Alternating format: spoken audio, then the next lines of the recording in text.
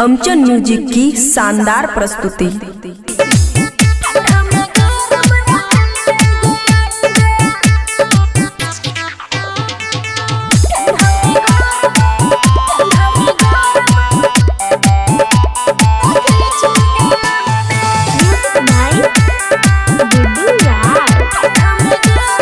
खुशी recording studio बलुआहा। हफ्ता में 8 दिन बीच में संडे है गई।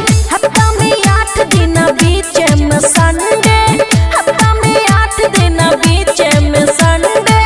ठंडा में गरम रखै छै गे अंडे, ठंडा में गरम रखै छै गे अंडे। सिरक में धोइन फेंके दिन के मंडे, सिरक में धोइन फेंके दिन के मंडे। ठंडा में गरम रखै छै गे अंडे, ठंडा में गरम रखै छै गे अंडे। ठंडा में गरम रखै छै गे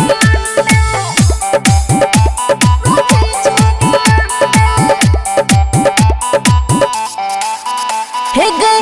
अच्छा उजारा के जोगार लगाबै सखी गे सखी, जारल खोज के पुआर लाबै सखी गे सखी, सखी गे सखी। हे गई अच्छा उजारा के जोगार लगाबै सखी गे सखी, जारल खोज के पुआर लाबै सखी गे सखी। ओइ पर सिझाबै छै राख के हंडे, ओइ पर सिझाबै छै राख के हंडे। ठंडा में गरम रखै छै गे अंडे, ठंडा में गरम रखै छै गे अंडे।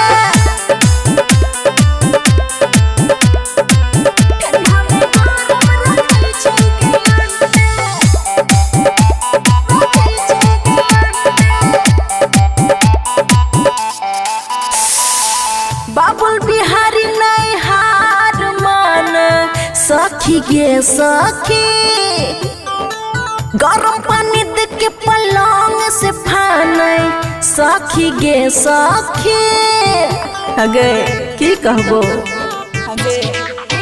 हे गई बाबुल बिहारी नहीं हार मानै सखी गे सखी, गरम पानी दे के पलंग से फानै सखी गे सखी। खुशियाँ तो बनै छोड़ै कोनो संडे, खुशियाँ तो बनै छोड़ै कोनो संडे।